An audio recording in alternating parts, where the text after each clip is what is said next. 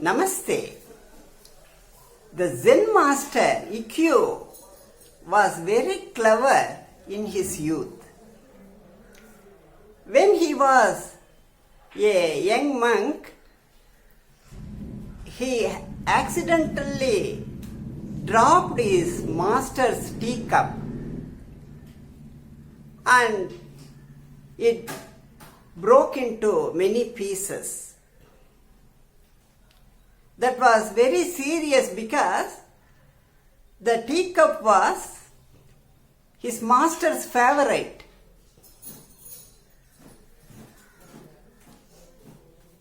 It was a rare treasure, beautifully crafted from precious material. The master cherished the teacup very much, and now it was hopelessly smashed. Ikkyu felt guilty, but before he could do anything, he heard the footsteps of his master. He swept aside the broken pieces together and blocked the view with his body. The master entered. When they were in speaking distance, Ikkyu asked his master, "Master, why should people die?" The master replied, "It is perfectly natural. Everything in this world experiences both life and death." Ikkyu asked, "Everything?" The master said, "Everything." Ikkyu asked, "So it is not something we should feel upset about?" The master replied, "Definitely not." At that point, Ikkyu moved aside to show the broken pieces, and he said, "Master, your teacup has experienced its inevitable death." The first thing we notice in this story is probably the humor, but it also teaches us an important lesson. Like living beings, material things too have a lifespan. If we can see the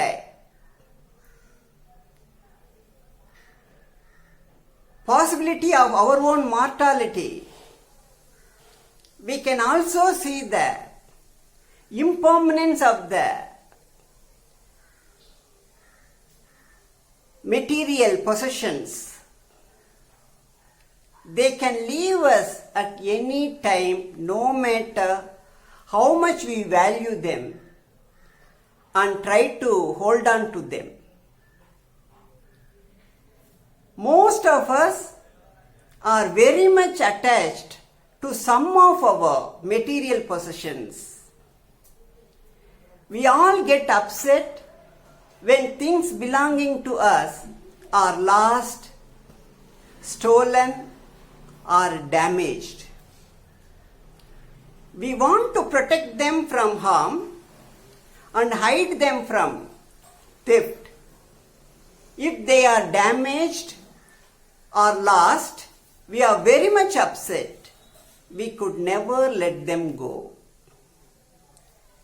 Many times we go on accumulating the things and we refuse to dispose them if we stop using them, the space around us becomes more and more cluttered. Sometimes we find it very difficult to manage or organize the things. Still we keep them with us. In this story, we don't know how the Zen master reacted to the young monk's attempt to escape accountability. If he could not let the teacup go,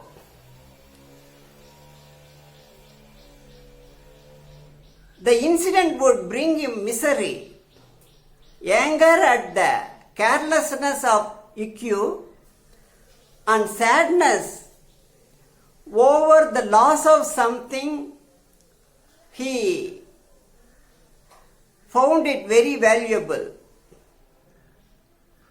If we truly practiced what he preached, then he would have seen the similarity between the living things and material possessions and how impermanent the things are.